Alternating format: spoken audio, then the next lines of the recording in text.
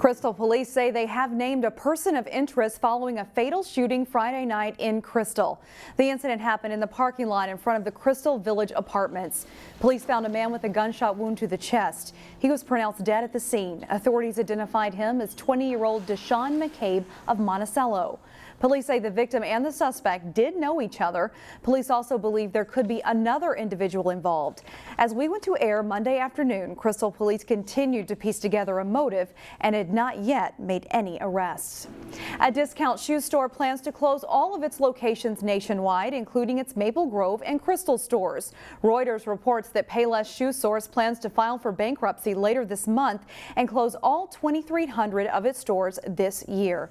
According to the report, the company is preparing to run going out of business sales at stores within the next week. Fans from all across Minnesota filled Target Center this past weekend to watch new champions crowned in competitive dance. But as Delane Cleveland reports, it's the end of an era for Wayzata schools. It's a fabulous weekend, best weekend of the year. In an arena known mostly for professional basketball. There you go, darling, come on in. People from all over the state packed Target Center for the Minnesota State High School League dance tournament. It's an annual event showcasing colors, choreography, and camaraderie. All in the name of competition. What we're being judged on is our ability and the choreography. Leslie Swigum is a permanent staple at this tournament. She's coached the Wayzata High School dance team since the 1970s. The first tournament I went to was in 1977, and I have been at every state tournament since then. During that time span, Swigum has seen high school dance evolve. I think we used to be thought of as fluff and performance only, even though we've been competing since the late 70s. I think now, it's much more recognized as a sport. Wayzata is in the hole. This past weekend, Wayzata competed in both the jazz and high kick divisions. For a team to even get to this point requires a certain level of excellence. I think we value each one of our athletes, whether they're varsity, junior varsity, or B squad. We help them develop as humans, not just as athletes. But after 4 decades of helping young women develop as dancers and as people, the 66-year-old coach is calling it quits. I think it's time to pass the baton to the younger coaches. They are better trained in dance than I am. You reach a time when you still love it, but it's time to do other things. Yet before moving on to other things, Swigum went out on top one last time. The Wayzata dance team won not 1, but 2 state titles, taking first place in both jazz and high kick. It's just been an amazing run. Who thought 44 years ago that here I'd be? In Minneapolis, Delane Cleveland, CCX News.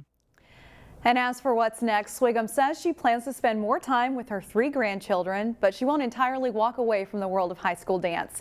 She says she wouldn't be surprised if she plays a role at the state tournament in the coming years. Caribou Coffee has a proud history in Brooklyn Center. Founded in 1992, the company has evolved, implementing some big changes the past couple of years. So what do you know about the hometown coffee chain? This week in Business Matters, Corey Bork gives us 5 things you may not know about Caribou Coffee. Here at the Caribou Coffee headquarters, these baristas aren't afraid to mix it up. And not just mix, but blend and create all kinds of beverages for their caffeinated starved customers. But there's something else that goes on here you might not know. Minnesota is home for Caribou Coffee, and I think what a lot of people don't know is that all of our coffee is actually roasted right here in Brooklyn Center. That's right. From light roast to dark roast, it's all done here in Brooklyn Center. That's a lot of beans, which leads us to fun fact number 2. We bring in 20 million pounds of beans a year right here that's roasted in Brooklyn Center. That works out to 390,000 pounds, or 9 to 10 shipments of coffee a week. They come in by plane, train, boat. It's a variety of different countries, Costa Rica and Colombia we get a lot of our beans from. So we have an amazing team of coffee buyers that travel the world, find the best beans and bring them home. And it's not just a lot of beans, but a lot of different kinds. Caribou sells more than a dozen different blends. Single origin means that all of the beans from that coffee were sourced from the same country of origin, but some of our favorites are our blends. So our Caribou blend is a blend of some of our favorite beans roasted a specific way. Caribou not only gets beans from different countries, it has coffee shops overseas too. So where is the #1 place for Caribou coffee overseas? The answer may surprise you. In Kuwait. It's really interesting. So you could walk into a coffee shop in the Middle East, into a Caribou coffee, and it's going to look similar to walking into the Caribou coffee in Brooklyn Center. And fun fact number 5 is something Caribou takes pride in. It's a change that was completed last year. What a lot of people don't know is that we're 100% clean label. My favorite example is that all of our chocolate drinks are made with 100% real chocolate chips, not powder. We fresh make our whipped cream every morning as well. For Business Matters, I got the draft mocha and nitro high rise. Corey Bork, CCX News. And Caribou is doing something to honor one of its own. Caribou recently released its Amy's Blend in honor of the late Amy Erickson, the company's first roast master. Customers who purchase Amy's Blend coffee, merchandise, or 2 specialty drinks, the pomegranate acai tea latte or matcha tea latte, will support a good cause. 10% of all sales from these items go to Girls on the Run, a nonprofit that works to empower and develop social and fitness skills of young girls.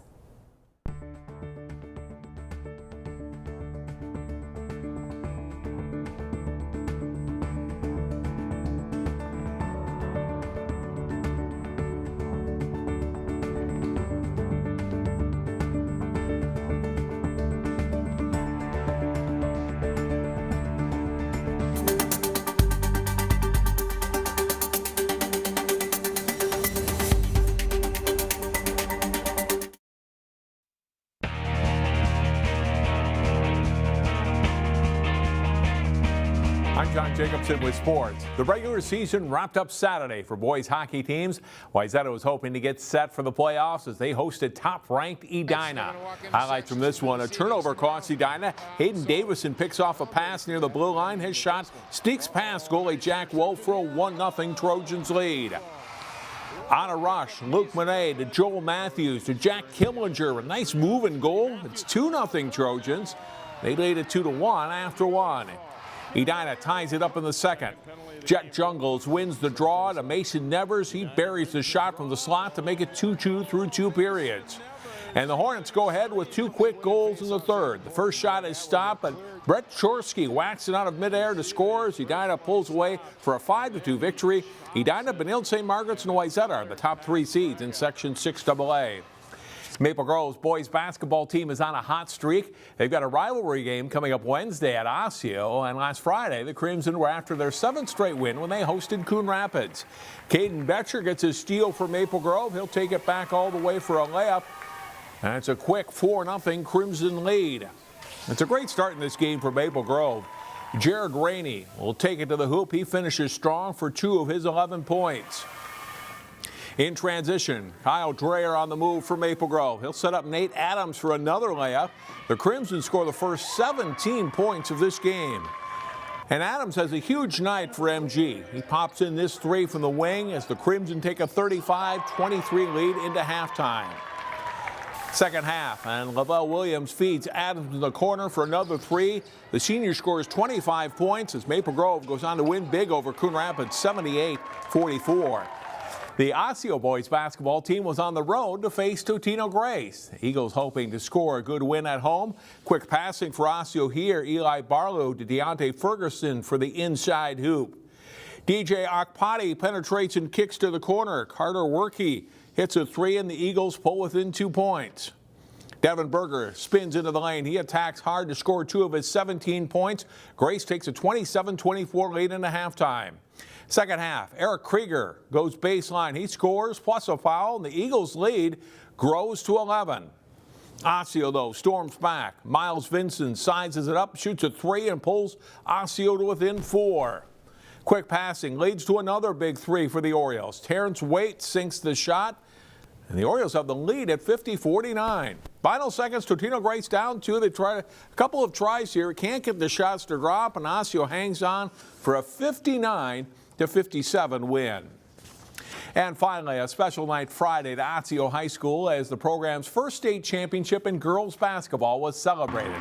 At halftime of the Orioles varsity game against Totino-Grace, 10 members from that 1989 state champion Osseo team were recognized.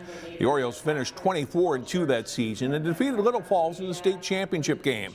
Over the next 11 seasons, Osseo teams will make 3 more state tournament appearances, including a title in the year 2000. One member of that 1989 team, starting guard Carrie Olson, was killed in a car accident in the winter of '98. Carrie's daughter, Mikhail, was in attendance and wore her mom's jersey. It was a special night for all of the women and families from that championship team. It means the world to me. Anything about my mom means the world to me. I was so young when she passed away in the car accident. It just, anything, pictures, photos, meeting her friends, anything means the world to me. It's wonderful to see everybody, obviously. Big trip down memory lane, tears. We've lost a teammate along the way. So tears looking back, but just pride to be here. Such a wonderful place to grow up. The community's been wonderful, so it's great to be back. Absolutely. At the ceremony, current Osseo head coach Doug Erline announced the start of the Carrie Olson Memorial Scholarship, which will be awarded annually to an Osseo senior beginning this year. And that is a look at sports for today. More CCX News right after this.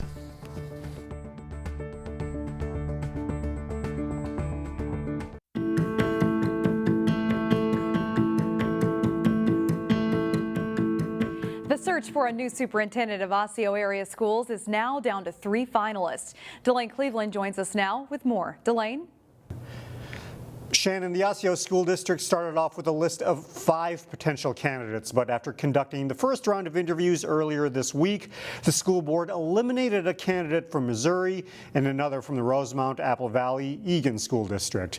That leaves 3 candidates who could potentially land the top job. All have some degree of superintendent experience with different school districts. They include Ryan Lauger, superintendent of Belle Plaine Public Schools, Corey McIntyre, associate superintendent of the Anoka-Hennepin School District, and Lisa Sales Adams, who's assistant superintendent of St. Paul Public Schools. I understand the area, I understand the community dynamics, and I actually, when I look at all the largest districts in the state, I see Osseo Maple Grove as one that's thriving, has a lot of great things going on, and would be a destination district for me. Great school districts really meet the needs of every community member, every student, every parent. That's what makes great districts what they are. So how do we continue to extend and reach out to maybe pockets or areas of our communities that maybe we're not meeting all their needs? That's exciting, and that's why I'm here. We want to make sure that our district is a destination place where our staff are very proud and they want to be here and they feel supported, but more than anything that all of our students have the skills that they need once they leave us so they can be successful, and that we are not determining what their outcome in life is. They actually get a chance to pick that. The second round of interviews will begin Tuesday. We'll have more details on ccxmedia.org. The school board hopes to make its decision at a special meeting Friday, February 22nd at 7:30 in the morning. Shannon? All right, thank you, Delane. The mayor of Brooklyn Park testified at the state capitol in support of after-school community programs. Mayor Jeff Lundy hopes the Minnesota legislature will direct $12 million to statewide youth after-school programs. Brooklyn Park already has youth programs such as the Zanewood Recreation Center and the Brooklyn Bridge Alliance. Lundy says programs like those make a big difference.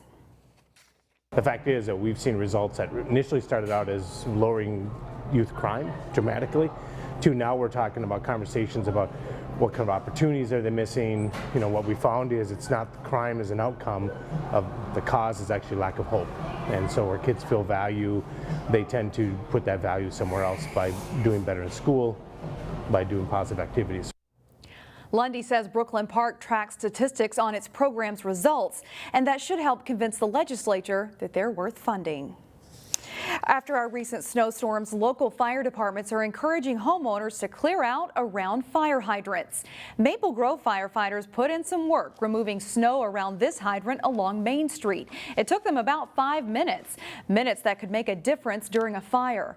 The city owns more than 400 hydrants, and then there's another 1,000 that are privately owned. Fire Chief Tim Bush says the city doesn't have the staff to keep all of the hydrants cleared, so he's asking the public to step up and adopt a hydrant.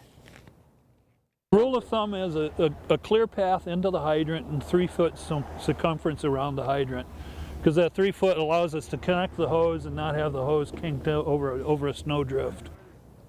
All of the hydrants are equipped with geotags so firefighters can easily locate them even when they are buried in the snow.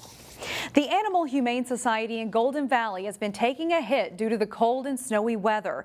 The cold snap has put a freeze on dog adoptions. The month of February is typically a slow month for the Animal Humane Society, but even this month is slower than usual. Average length of stay for a dog ranges from about 10 days to 2 weeks, and we're seeing some of those dogs here even longer than that. And so the sooner we can get them into new homes, the happier they're going to be. Through the end of the day Monday, the Animal Humane Society is offering a special dog adoption discount. The discount will be applied to medium to large breed dogs that are at least 1 year old. In Osseo, a special retirement that deserves a party and a special proclamation too. Here's Neil Persley. And 41? The 30 years went fast, yes. Osceo's longest-serving senior center coordinator is long time coming, turning in her bingo card. I'm going to miss it here, but there comes a time when a person has to just sit back and say, I'm going to relax. Arlene Barrett has been a part-time paid employee now for more than 35 years. We did do a lot of trips. The senior center coordinator is responsible for planning all of the senior activities. So, she sets up all the bingo and all the games and the potlucks that they have. Historically, they've gone on some tours of different places. And we had a lot of fun here playing games. She wasn't only the coordinator and planner, she served as a host and a friend.